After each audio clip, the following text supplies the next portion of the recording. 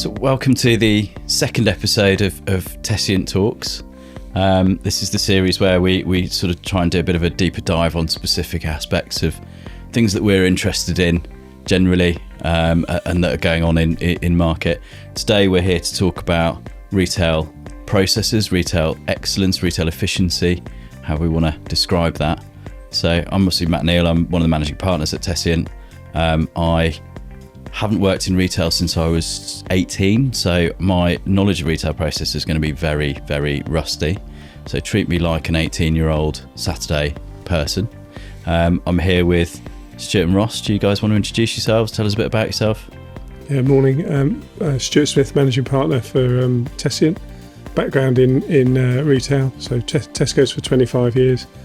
Bit of time in Australia with Coles Group as their retail director, and then Morrison's as group operations director, and then obviously managing partner now with Tessiant. Bringing your knowledge to the world. Ross? Yeah, I'm Ross Macfarlane, so I've been at Tessiant for 2 years now, but prior to that, yeah, always in retail. So unlike you, Matt, in terms of that short stint at 18, I started about 17 years old and was with Tesco for almost 21 years. And then, yeah, on to Morrison's. And then, yeah, here I am at Tessiant. So, yeah. And Tesco is obviously renowned for its processes. Retail renowned for phenomenally complex processes, really. I mean, I think about the processes in businesses that I've worked in sort of post-graduation, they've been very simple from a process perspective.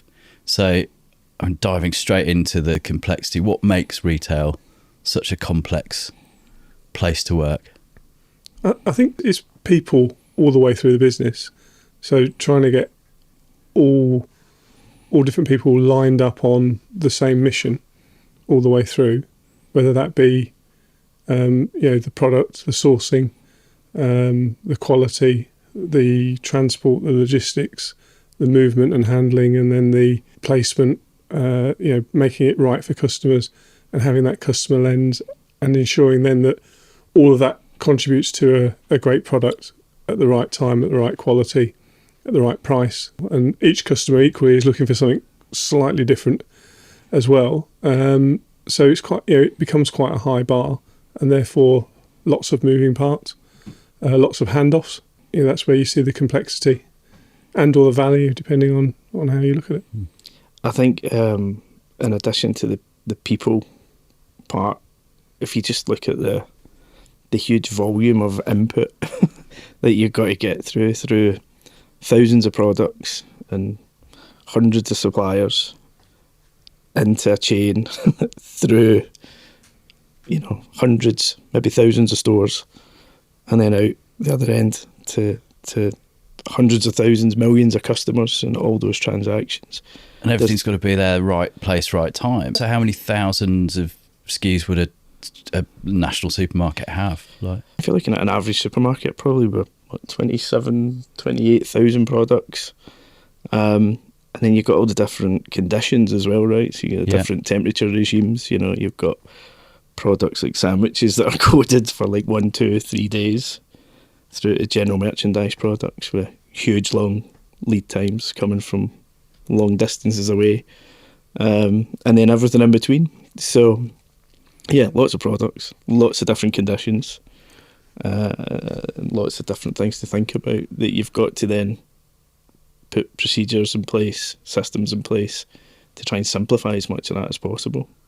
I think you also got lots of channels as well. So it's not just stores. You've got multiple channels. I think in Morrison's, which would be not dissimilar to any sort of standard grocery retailer anywhere in the world, I think we had 14 different channels we were trying to fulfill at any one time, and that kept growing depending on what partnerships you'd got. So I think that adds another layer of complexity. Yeah, and somewhere like Morrison's as well, they've got all the counter offer, all the different market street things to think about as well. So you're bringing, you're making stuff on site. Exactly, you're bringing an orderable product in, you're turning it into multiple saleable products, and then you're trying to manage accuracy through all that as well. So again, that's pretty complex, that you've got to try and make it as simple as possible and put the right procedures and the right systems in place, train people in the right way. There's all those variables that you've got to think about within the whole chain. When it goes wrong, when there's a broken process in that kind of environment where you've got perishable goods, you've got, those complex environments, that can have a massive impact on bottom line, right? So Yeah. What's the worst thing you've seen? Obviously don't name any company names, but if you've got an example of something that was really broken and what effect that had. Yeah, I remember pressing the wrong button in a store once when we were doing all the stock control in a store and ordering a lorry full of strawberries in the store. It obviously got stopped, but there was things like that where if the systems weren't tuned right, it could be some pretty scary outcomes. So you have to build in checks and balances as well to make sure that... Absolutely. So straight away someone at the depot is phoning you to say, well, you sure you want all these? But yeah, and then I think when you're applying new systems and things are starting to land, you've got to be very careful, moving out of one and way of working one system into another. I've certainly seen a few pretty scary waste bills on the end of things when they don't get implemented. I think when you're putting new systems in, I've seen some impacts through that. If you think about a manufacturing process, it's very different to a customer-led process in a store environment or in a .com channel or whatever. And I think you have a mismatch in terms of manufacturing is optimized for speed of productivity, etc. And will be producing whatever it needs of a product, regardless of what else is going on. And it's how you link that into, the customer demand at the other end. Otherwise, you end up with too much or too little, which has implications. You see some significant problems, usually system or process issues that mean that handoff doesn't work. I think about an instance of sausage rolls just going missing at Christmas time, for example, in one organisation that I looked at, and situations with handoffs on systems particularly where, perhaps some of the diligence that needed to be in place or the broader knowledge of the impact of some of the decisions that were being taken needed to be better. And that can cause you to be in a position where at various points a system doesn't work for something that's probably fairly minor, but it hasn't flowed through properly. So it means that people can't serve customers or they can't move stock at the right time. So you see some fairly tense exchanges on that basis. And the tension is in how tight the profit is for the volume that you're putting through, and how tight the competition is, right? Yeah. So, when things go wrong, the impacts can be pretty big. So yeah, you got to try and be as accurate as you absolutely can be. It's a very competitive market, isn't it? Yeah. Like you say, I remember working with a fashion retailer many years ago. They put a new system in, supply chain system, lost complete sight of all their stock visibility in the run-up to Christmas, which was disastrous for them, absolutely tanked their share price as a result. And we had to help them at the time with a team to try and rectify that. It sort of seems like, I guess IT is saying it's going to be really simple to put this thing in, and then the complexity comes in the people interacting with it, doesn't it? And visibility is key, I think, in any business still. And I still think, it's great working with Tessiant because you get to work with lots of different businesses.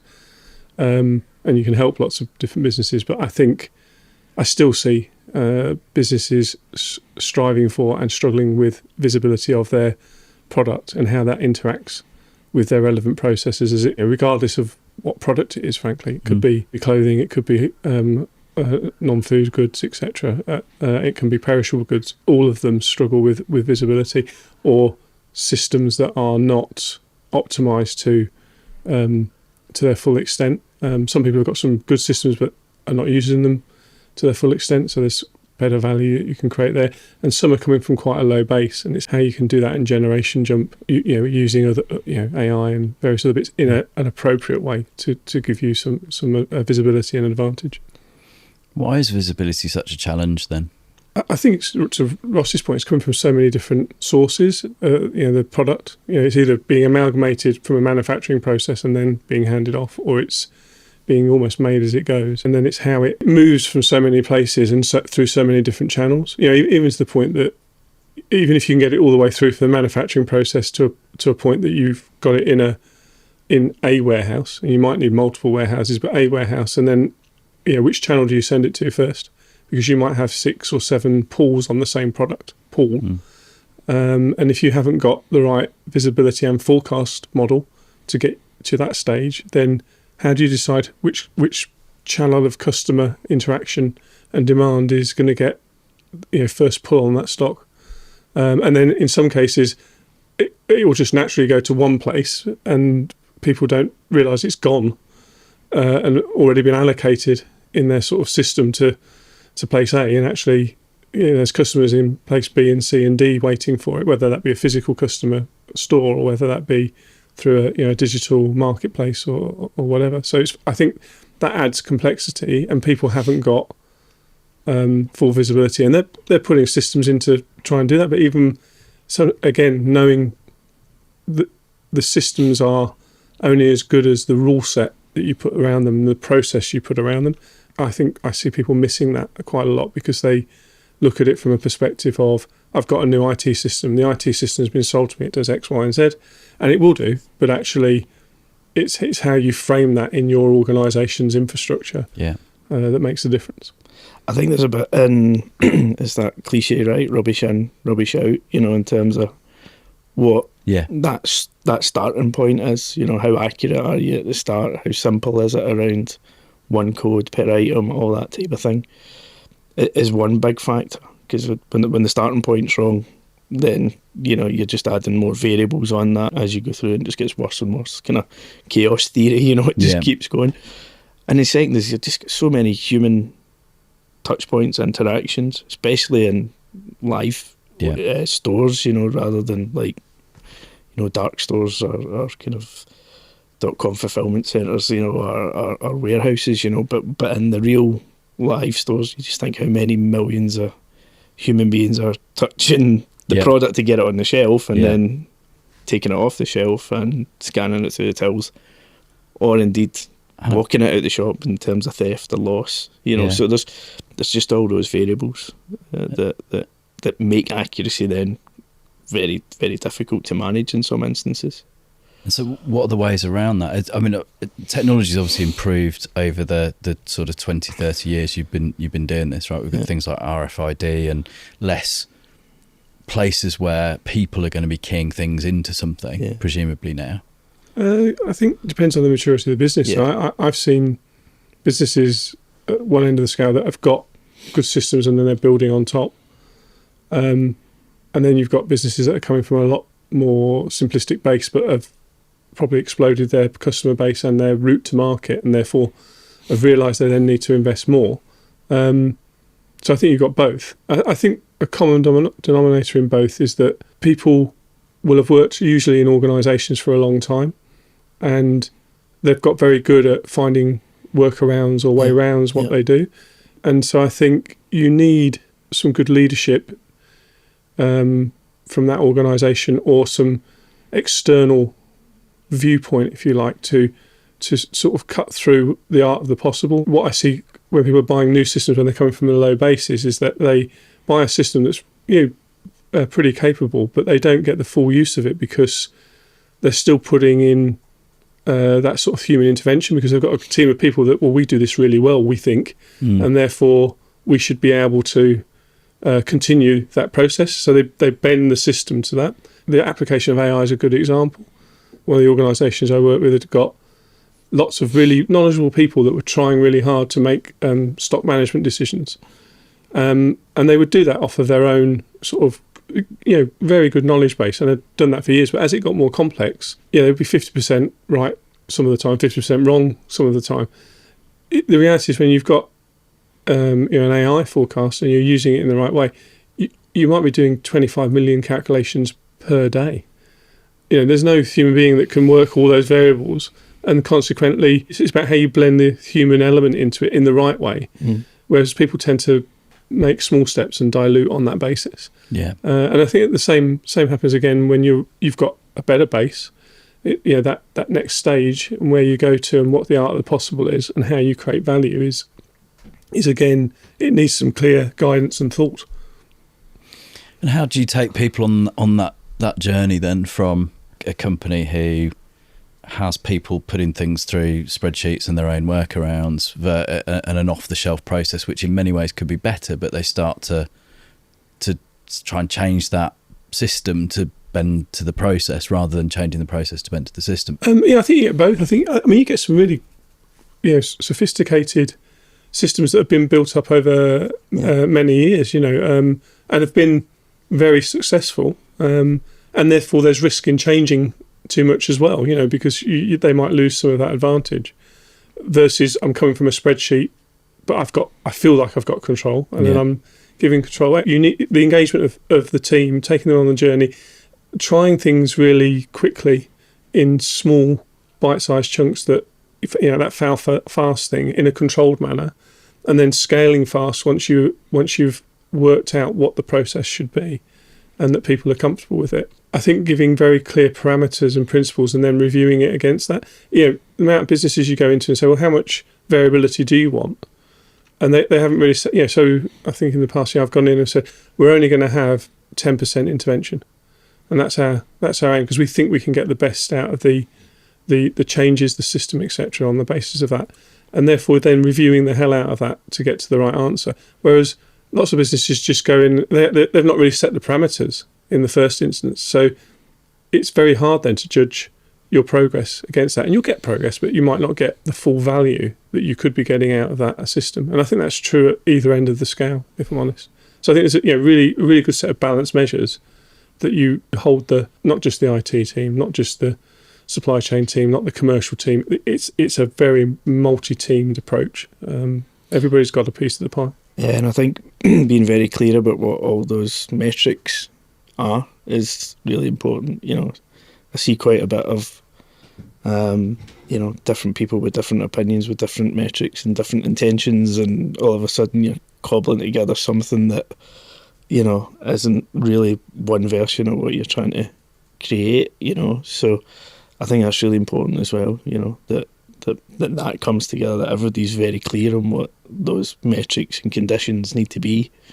And I think that helps a lot, because that I think that ambiguity is where it can sometimes fall down. And then to your question, Matt, how are you bringing people with you on that? If you're all very clear on what that looks like, then it makes an enormous difference, I think. I think you have to take a holistic business view as well. So I think a lot of times you'll see the change originate in an IT team. Sometimes you'll see it coming from the business team.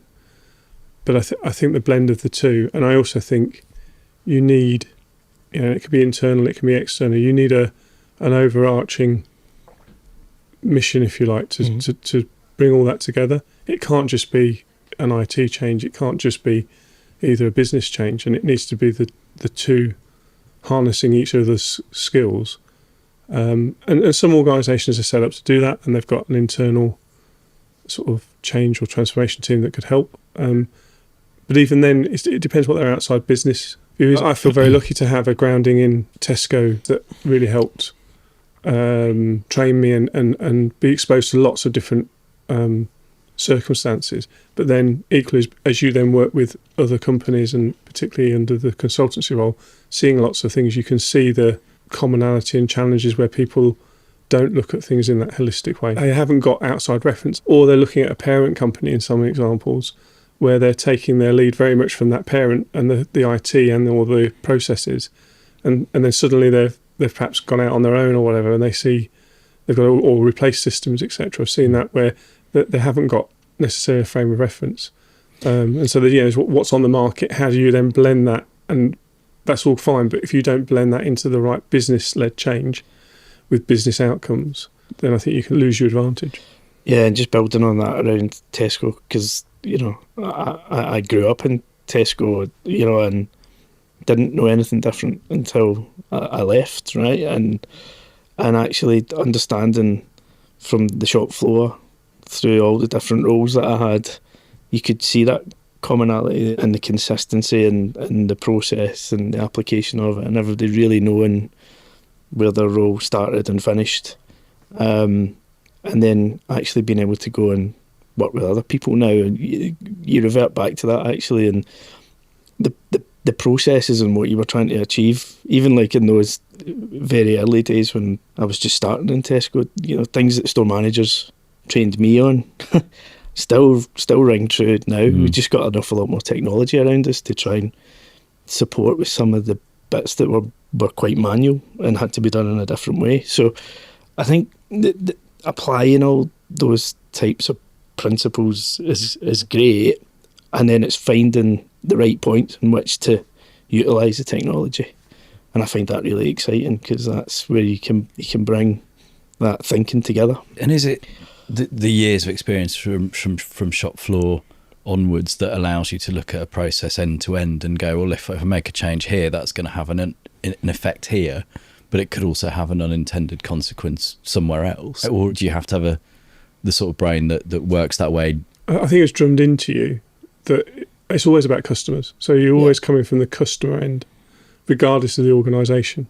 Everybody's got a customer. So I think if you can have a customer lens and what is making it easier and better for the consumer, but really then importantly applying that to the colleagues and the team. So how have you simplified that colleague's piece of work so that they can deliver the absolute best product or service to the customer?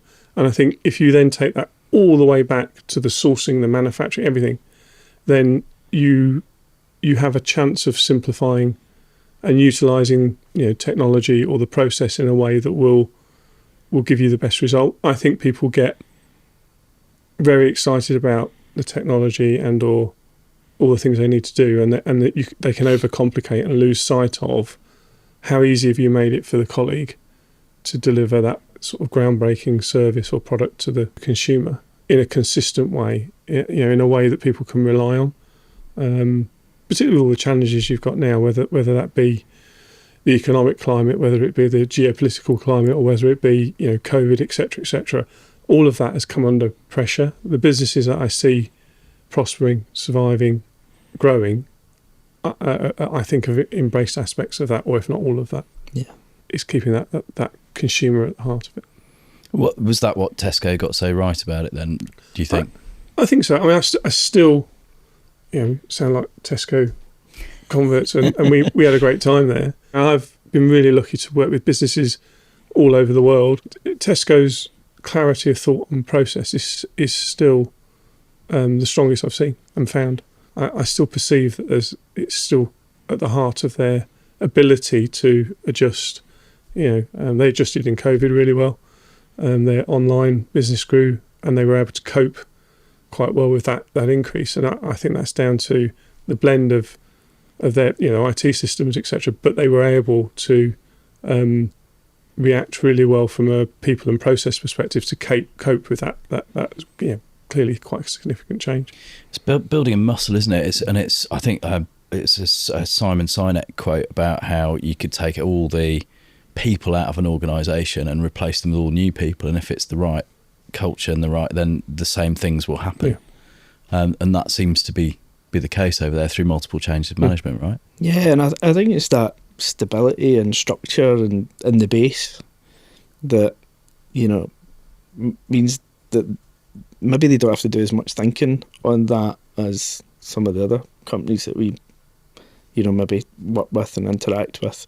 Similar to Stuart, you know, I'm the same. Lucky to have worked with a number of other businesses, but I always, without sounding too Tesco, I always kind of go back and think, you know, that was pretty awesome in terms of what we had there. And I think that's why when things change and shift, and, you know, conditions you mentioned, Stuart, around COVID or whatever, that's there, that's in the base already, and that muscle you mentioned, it's there, and then, you know, they can pivot off of that when they need to. So, and they probably don't have to invest quite as much, like I was saying, as maybe some other organisations to get that part right.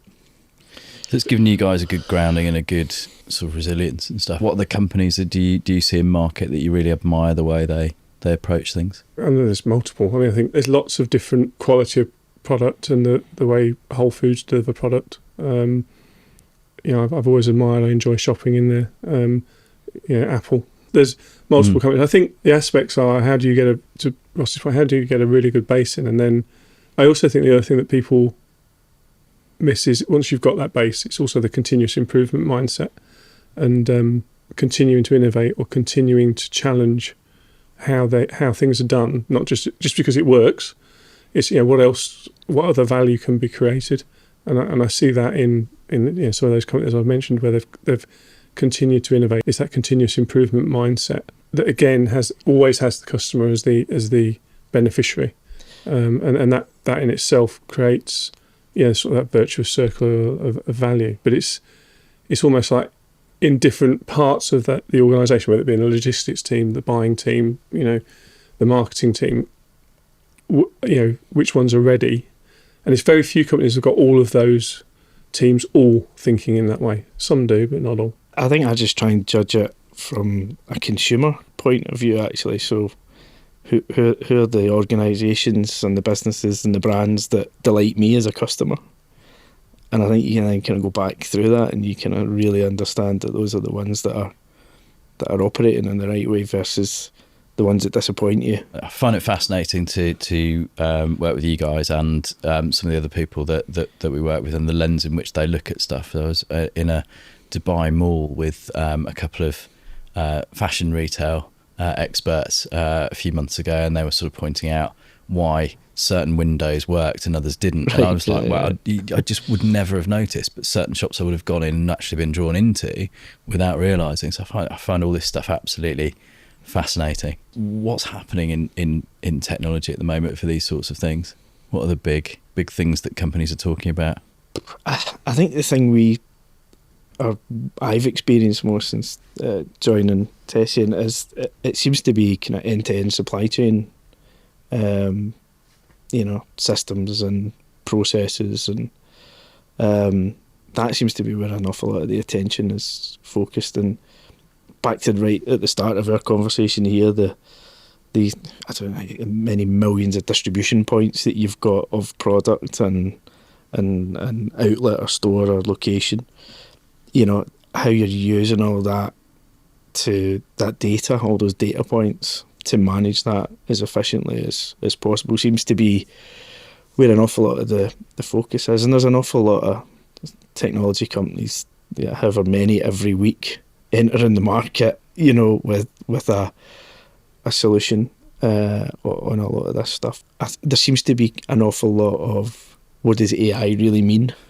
It was funny, you and I were having a conversation, Matt, where you were saying, I bet you put that into a certain retailer, Ross, that was AI, wasn't it? And I was like, was it? But yeah, I suppose it was. It's a way of using technology to automate and that was fascinating in itself. But I would never have thought of it like that, actually. That was automated forecasting and ordering, wasn't it? Yeah, which was factoring in things like weather and all sorts of... Some just really clever people, right, who can do this stuff, and I think bringing those incredible brains and systems alongside the operators, that for me is where the real power is, when you kind of hook the teams together.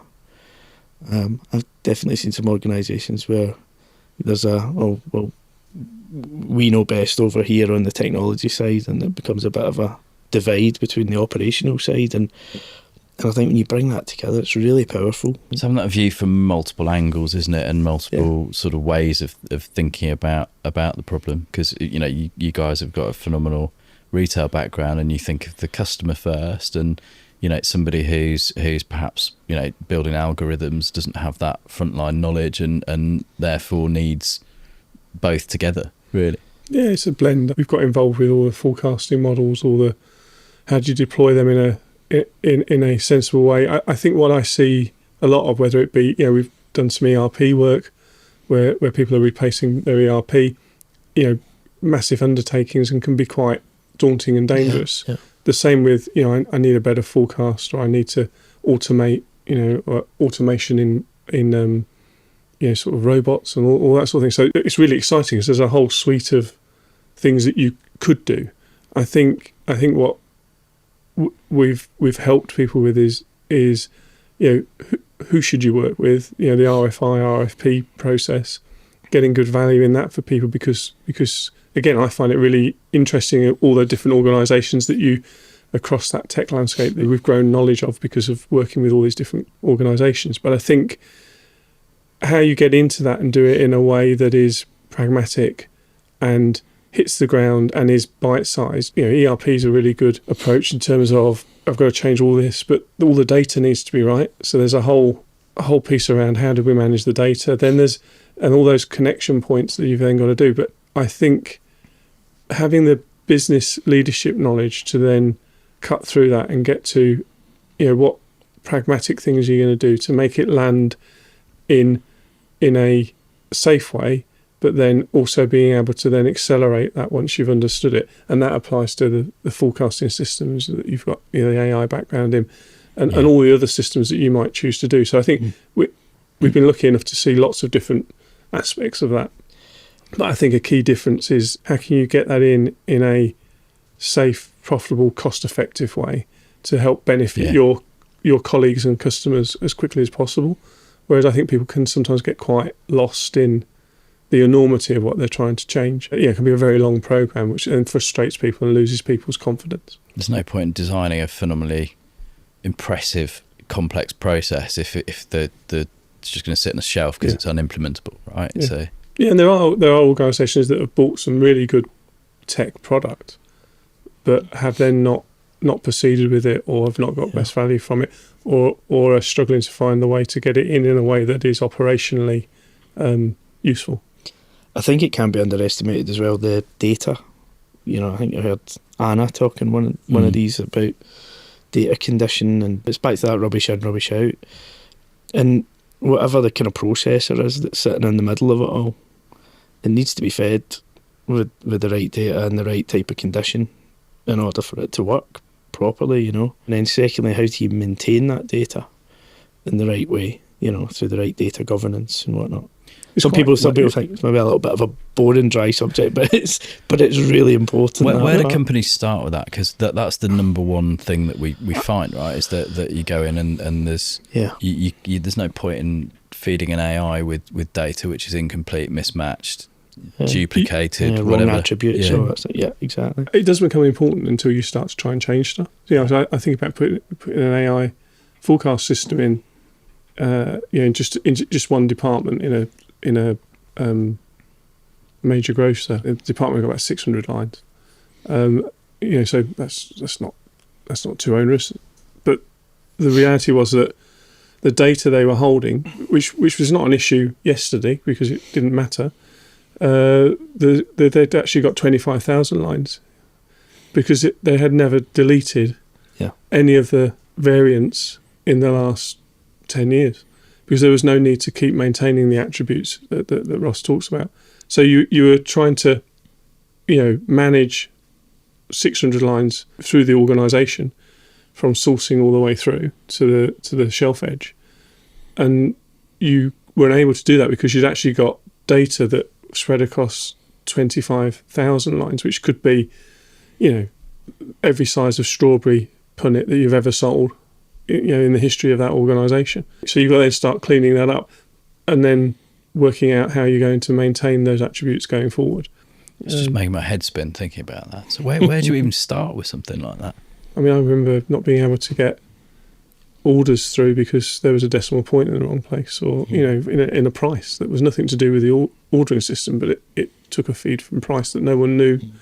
Or a comma rather than a dot or something like that. So there's all sorts of weird and wonderful things that can trip people up. But I think just having the knowledge that, in my experience, it will go wrong. And so it's almost like thinking about, well, I know it's going to go wrong, so what am I going to do to try and negate that up front? And it's having that, again, it's working with the various teams to try and trade that off. Yeah, because you're in danger there of never getting started, right? I think 80-20, sort of get 80% right, and that's an operational mindset. Yeah. I've yet to find a system or an IT system where it's been launched 100%. I think you've got to go 80% and it's viable, and then work on the 20% that is then going to enhance. And I see that time and time again. Organisations not getting it right, or you see organisations, and you'll see that from a consumer point of view, where someone launches something and then it crashes and it's offline, or you can't check in at the airport or whatever it might be, and that's because of some of those issues that we're describing here. And rushing and not testing stuff. Not testing, or not really understanding the scope or the unintended consequence. I think a lot of organisations are still trying to attempt stuff for the first time, or think they know, I've got this, out of IT it'll work. And in my experience, it doesn't. And I think you need to be quite sceptical, but then have a really good way of continuing to test and learn to sort of squeeze out those issues that are going to be there. Through no one's fault. It's just that yesterday it wasn't important, and the process that people had in place wasn't thinking about the new way of working. And creating a culture that allows people to do that is really important as well, right? Rather than there's a problem here, and we need, really creating that. Yeah, exactly. But a problem's great. Yeah. Problem's good. Bring the problem. Yeah, creating a culture where you make problems visible, work them through. Let's move on to the next thing. How do you go about sort of making failure, making problems acceptable? Because I know certainly from my perspective, I'd want everything that I had a hand in to succeed. But you've now got this trend of, I think Stephen Bartlett's company, he's got failure managers in his company whose job it is to find things to fail at. So how do you? I think it's, the teams that I've been involved with, it's just very open, and there's no blame. What needs to be true was a question we used to ask all the time. What needs to be true to make that work? I think in our careers, it's probably stood us in really good stead to go, what does really need to be true to make that work properly? Again, it's creating an environment that's great. You've found something that would have tripped us up in 2 months' time or 3 months' time, or put us in a cul-de-sac, and we would have never got out of it. So, again, it goes back to that 80-20, what needs to be true, and bring it to the table and celebrate it to some degree, because that's actually people doing a really good job. I think practical things, sorry Matt, on that are, setting up war rooms, getting stuff on walls, finding ways to get into the detail of the problem and solve it, but then raise it up to communicate it to the exec, to the broader team, whoever it is, It's just practical things like that as you're working. The physicality of that's important. Is not important. On a spreadsheet. Yeah, do it on a spreadsheet, but I still think the interaction of standing, looking at a war room or a wall, or with walking across it and sort of visualising it, and that human interaction. And I get working from home, working remotely, all of that. But there's ways of doing that even within that environment that we've done recently that I think make a real difference. And I think the physicality of people bouncing off each other, I just think there's a way of connecting that makes a real difference. Apply the right way of working at the right time. There's times when you need that, there's times when you don't. But I think there's much more zoomed out about things on walls, isn't there? That rather than a spreadsheet, you're inwardly focused. I think. Well, it's also the implication is the handoff. This is why it's like, we're doing that. I'm really happy with that piece, but I didn't realise it impacted, Ross's part. Because people tend to look at it in isolation, and therefore you get some really good discussion around the implications, and people have got some really good views at the table through that discussion. So facilitating that, I think, makes it brings a different energy. And you need a mixture of personality types as well, because you need people who are going to drive it forward as much as people who are going to pick holes in it. And again, pragmatic approach. You're still setting yourself and the team very strong deadlines, and quite tough, aspirational. Like, we'd like to get this in by, and again it goes back more what needs to be true and what do we need to work through, and that galvanises, I think. And give them the right types of people, the right conditions again, right? Some people need time to think and go away and figure it out and bring it back, need a bit more time. Some people need very different things. So just really trying to understand all the individuals in the team and how best to bring that together makes a big difference, I think. I think so. I think what I've also found is that goes back to a bit of the North Star of what you're trying to achieve in the programme. So you will need to give people time to think. You will need to work some very difficult solutions. You will have a level of compromise, but I think you have to go back and that's fine. But I again distinctly remember in lots of different programs and things that we've delivered, you have to go back to what the North Star was. What were you trying to achieve for the customer? You were trying to improve availability. You were trying to improve quality. You were trying to improve the price or whatever it might be. So whatever your North Star was has to be, front and centre and repeated from a leadership perspective, because people can end up losing sight of why they were trying to do it, and they end up sort of 4 fields away from where they were trying to get to, and wondering why we were over here, but actually we're now misaligned with what the business asked us to deliver. Yeah, it's back to those principles that we talked about at the start, so everybody's clear on what what they're trying to get to. If you zoom out on all the stuff that you have worked on, with that sort of improvement for customer, improvement for colleague in mind, what are you most proud of in terms of the stuff that you've worked on and delivered, and what effects, what had the most effect for the customer, what had the most effect for the colleague? That is the stuff that you can pinpoint. I think there's been various points in my career anyway. I remember being really proud that we had emptied the back room completely when I was about 19 years old, and a stock controller, and just the oxygen that gave the whole operation, right through to company-wide efforts on something that was really challenging to fix. Yeah, similar. I'm thinking about it, it's really hard to celebrate what you've probably done. And again, we're quite on to the next thing.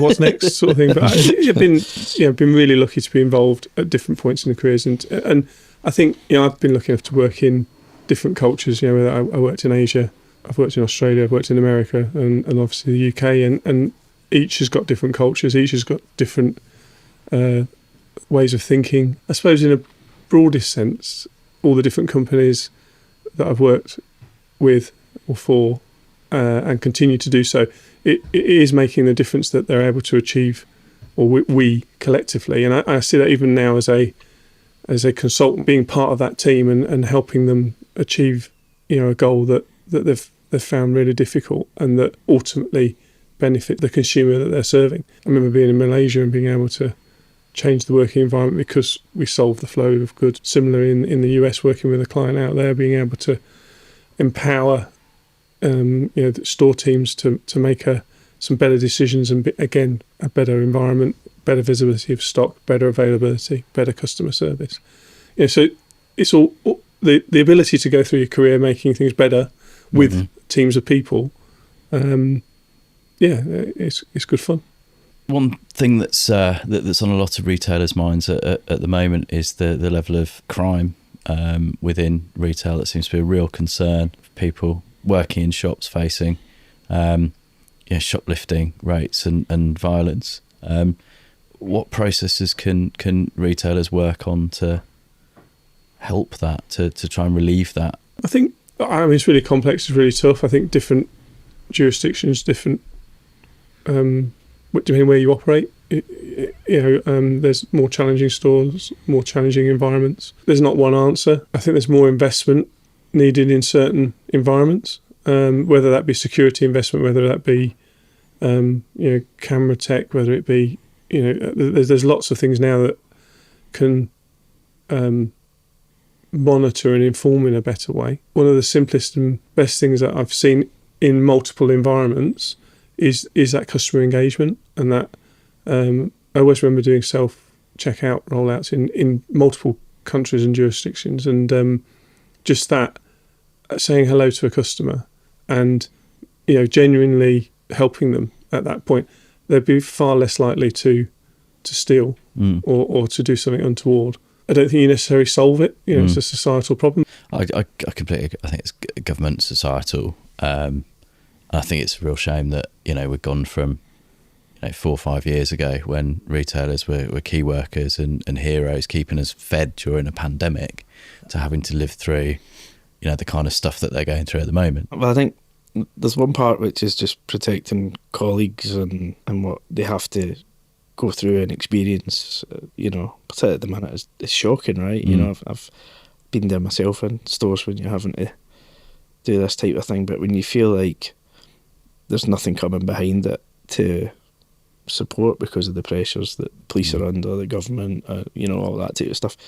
That's pretty hard for the colleagues in the store, right? And then the other side of that is that if you're thinking about ultimately protecting stock, from theft, then I don't think there's like a silver bullet there, right? It's so many different things. I remember doing a programme once and someone asking me, what are the 2 or 3 things? And you're like, it's probably more like 17, 18 things, and you've got to make sure you're looking after them all outside of the individual retailers. They can lobby, but that really needs a focus. It's good to see that there is starting to be a focus.